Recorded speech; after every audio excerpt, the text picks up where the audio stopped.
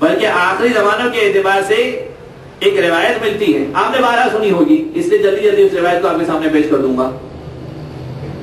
کہ جابر بن عبداللہ انصاری بہت مشہور و معروف شخصیت خواب دیکھتے ہیں اور خواب دیکھنے کے بعد پریشان ہو جاتے ہیں، کیونکہ خواب میں عجیب و غریب چیزیں دیکھتے ہیں۔ خواب میں کیا دیکھتے ہیں؟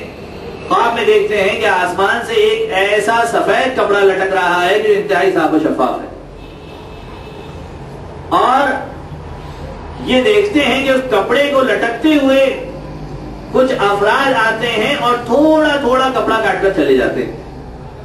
اب کچھ افراد آئے ہیں، ہر کوئی اپنی مرضی کا کپڑا کاٹ رہا ہے، کوئی تھوڑا کاٹ رہا ہے، کوئی زیادہ کاٹ رہا ہے، اور کیفیت ایسی ہو گئی ہے کہ وہ اب کپڑا پورا باقی نہیں بچا لیکن بدنما ہو چکا ہے، یعنی اس کپڑے کی کیفیت یہ ہو چکی ہے کہ اب وہ نہ کسی کے بھی کام نہیں آ سکتا۔ پھر خواب میں دیکھتے ہیں، اب یہ خواب کنٹینیو چل رہا ہے، خواب میں دیکھتے ہیں کہ کچھ گائے ہیں،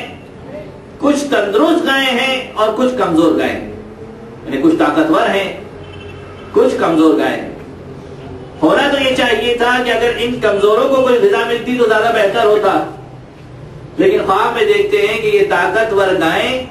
یہ طاقتور جانور ان کمزور گایوں کے دودھ کو پی رہی،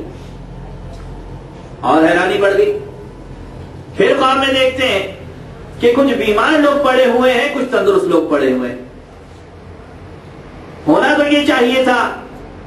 کہ تندرست لوگ آتے اور بیماروں کی عیادت کرتے، دنیا کا رسول تو یہی ہے کہ آتے اور پوچھتے کہ بھائی کیا حال احوال ہے، کس طریقے سے تمہاری خدمت کی جا سکتی ہے، لیکن دیکھتے ہیں کہ یہ تندرست کمزوروں کی عیادت کو نہیں آتے، تندرست بیماروں کی عیادت کو نہیں آتے، بلکہ یہ بیمار افراد ہیں کہ جو ان تندرستوں کے پاس جا رہے ہیں۔ اب حیرانی ایک دفعہ بہت زیادہ بڑھ گئی، خواب سے اٹھے، پریشان ہوئے، مولا کائنات امیر المومنین علی ابن ابی طالب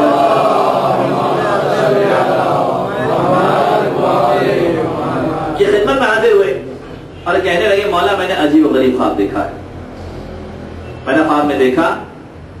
کہ آسمان سے ایک کپڑا لٹک رہا ہے جو انتہائی سفید ہے، خوبصورت لگ رہا ہے، لیکن لوگ آتے ہیں اس میں سے کچھ کپڑا کاٹ کر چلے جاتے ہیں، کچھ لوگ آتے ہیں کچھ کپڑا کاٹ کر لے جاتے ہیں، نتیجتاً وہ کپڑا بدنما ہو چکا ہے اور اب کسی کے کام کا نہیں رہا۔ مولا میں نے خواب میں دیکھا کہ طاقتور گائیں کمزور گایوں کے دودھ کو پی رہی ہیں اور تندرست افراد اور بیمار افراد میں سے بیمار افراد تندرست کے پاس آ رہے ہیں۔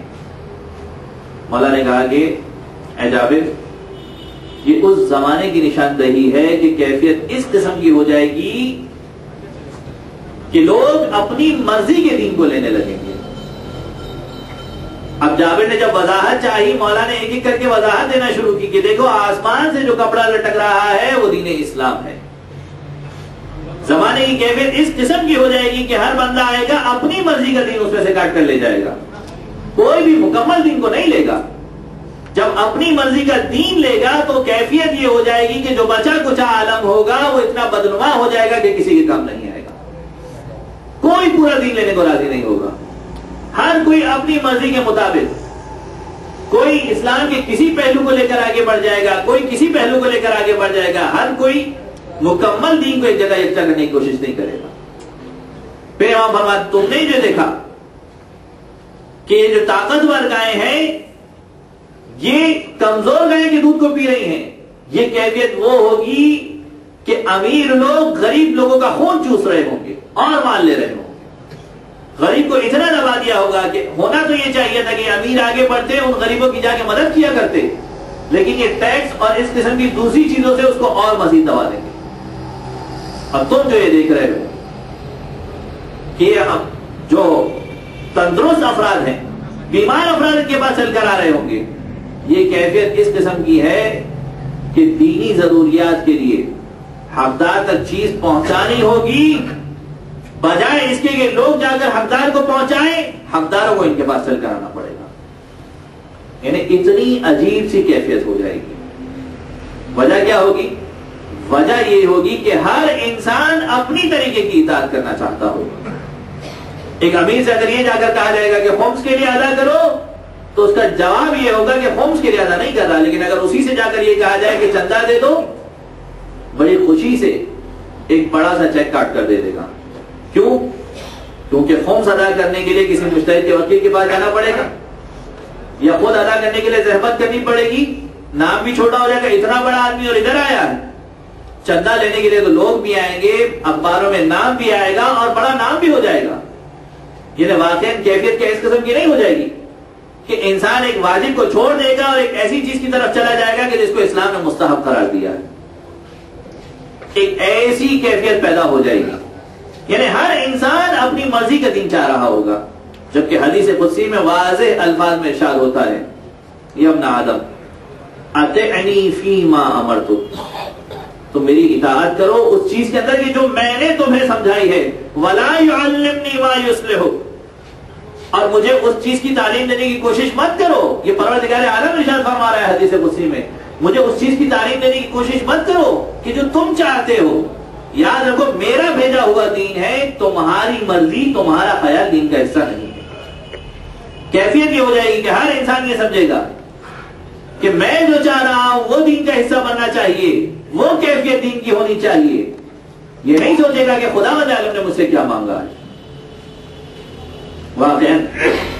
جب تخلیقی اطاعت کی بات ہوتی ہے تو ساری کی ساری چیزیں مد نظر رکھنی پڑتی ہیں، یہ ساری کی ساری چیزیں بحث میں آتی ہیں، کیونکہ تخلیقی اطاعت کے اندر انسان، لیکن اکثر ایسا ہو جاتا ہے کہ انسان کسی نہ کسی چیز کو اس اطاعت کے ساتھ مکس کر دیا کرتا ہے۔ کبھی کیفیت یہ ہوتی ہے کہ جن چیزوں کو پروردگار عالم نے اس اطاعت کے اندر امپورٹنٹ قرار دیا ہے انسان اس کو چھوڑ دیتا ہے، جس چیز کو اہم سمجھا ہے اس چیز کو فراموش کر دیتا ہے، اور جو چیز غیر اہم ہوتی ہے اسے لے کر بیٹھ جایا کرتا ہے۔ کیا واقعاً ایسا نہیں ہو رہا کہ کتنی ہی ایسی چیزیں ہیں، کتنے ہی ایسے سارے موقع ہیں کہ جس میں انسان جن چیزوں کی اہمیت ہوا کرتی ہے ان کو فراموش کر دیا کرتا ہے۔ یعنی بالکل وہی کیفیت ہے کہ جو ایک چٹکلا مشہور ہے، لیکن بہرحال سمجھانے کی حد تک کہ کس طریقے سے انسان غیر اہم چیز کو امپورٹنٹ سمجھ لیا کرتا ہے۔ کہ جب ملا نصیر الدین نے ایک جگہ کلیجی کھائی، بہت اچھی لگی، اور بہت اچھی لگی تو انہوں نے کہا ذرا اس کی ترکیب بھی دے دیجئے۔ ہاتھ میں ترکیب کا پرچہ ہے، گھر جاتے ہوئے سوچا ایسا کرتا ہوں کہ گھر کے لیے کلیجی لے کر جاتا ہوں، اسی ترکیب کے مطابق بناؤں گا۔ اور جب یہ لے کے جانے لگے،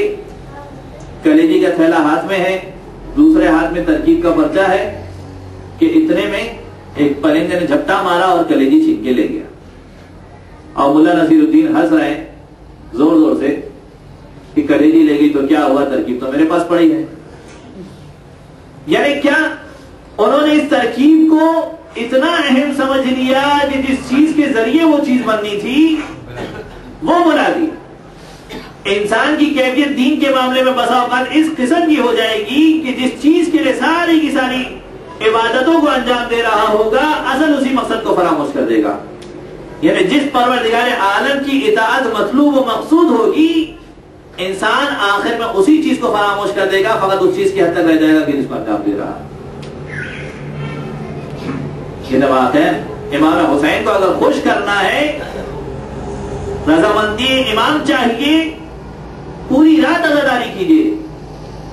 لیکن کیا نماز کو قضا کر کے